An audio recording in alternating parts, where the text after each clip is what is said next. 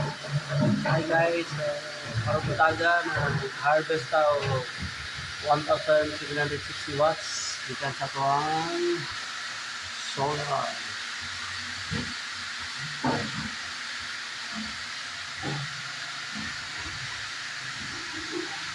Beginner pa rin ko guys, ani solar, so ano eh.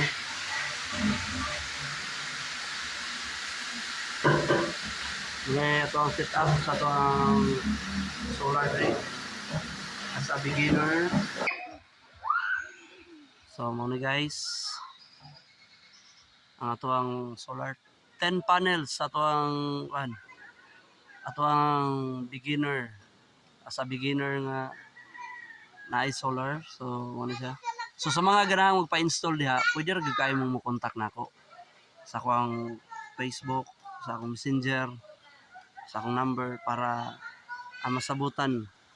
So kani nga solar is powered by the Gentech ICT solution. So salamat kayo, kita-kita ta sa sunod.